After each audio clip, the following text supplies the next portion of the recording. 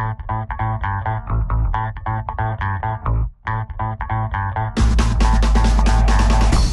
at Rewind Replay TV, we're huge Metroid fans. So how you might have guessed it, we're really excited for the upcoming release of Metroid Other M. To celebrate this release, we played through every single Metroid game there is. Now, it's time for us to share our experiences with you. Welcome to Rewind Replay TV, Metroid Special.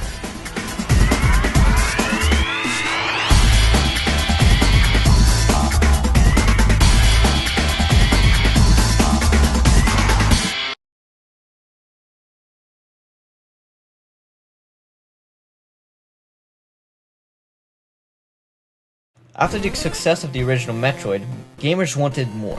But unlike Mario and Zelda, Metroid never got a sequel on the NES. Gamers would have to wait 5 years until they could control Samus once again. Metroid 2: The Return of Samus was released for the Game Boy in November 1991. Many Metroid fans consider this to be the worst game of the series. But let us see just how bad this game really is.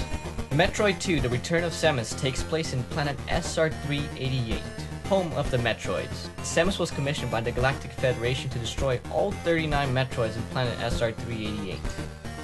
To help you keep track of how many Metroids are left in the area, a counter at the bottom right corner of the screen showed how many Metroids were left overall, and if you press start, it showed how many Metroids are left in your area. Unlike the first Metroid where you had the freedom to explore the map from the get-go, Metroid 2 was more linear and confined players to certain areas at a time. Players had to kill all Metroids in one section in order to advance to the next one. To kill the Metroids, you need to blast them with missiles. No other weapons will work. And if you run out of missiles in the middle of a battle, you're just gonna have to leave and find some. Luckily, throughout the game, there are recovery stations that can recover your missiles and health, which made all that pesky farming of the original Metroid a thing of the past. As Samus ventured deeper into the unknown of SR388, she encounters all the evolutionary stages of the Metroids: Alpha, Gamma, Zeta, Omega, and Queen. While the first stages of the Metroid evolution are pretty easy to kill, as they evolve they deal much more damage and can take more than 30 missiles to kill them. Finding secrets was still a crucial part of gameplay. To stand any chance against the later evolutions of the Metroids, players would have to have a good stock of missiles in their arsenal. All the power-ups from the original Metroid are back, including new ones like the Space Jump, which allowed Samus to jump infinitely in the air, the Spring Ball, which allowed Samus to jump while in Morph Ball form, and the Spider Ball, which allowed Samus to latch onto walls while in Morph Ball form. All the new power-ups were crucial for exploration, and all of them would come back later on other Metroid games.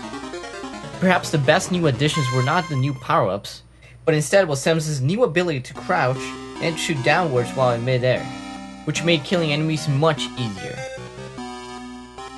After you wasted most of the Metroids, it's on to Queen Metroid.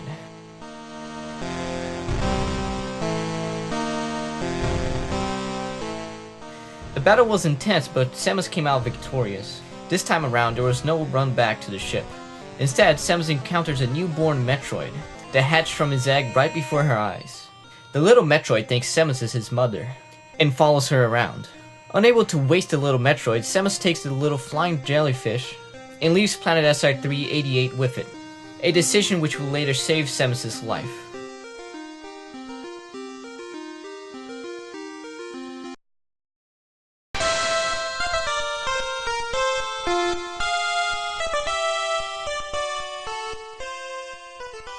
It's easy to see why this is considered to be the weakest game of the Metroid franchise. The music doesn't stand out very much, the black and white graphics made the game quite bland, and the environment feels a little bit cramped. On top of that, the game was too linear, and players missed the freedom that the first game had to offer. But with all that said, it's still a pretty good game, and it definitely didn't get the love it deserved. You must remember that this was a Game Boy game, and while the first Game Boy was amazing, it could not match the power of an NES. The game did introduce new methods of exploration, which are present in Metroid games even to this day. But most importantly, it told the story of one of the most crucial events in Metroid history. We won't suggest that you play this game unless you're a real hardcore Metroid fan. However, if you do want to play this game, use either a Game Boy Advance or DS Lite or a Game Boy player for the GameCube. That way you can play the game with color.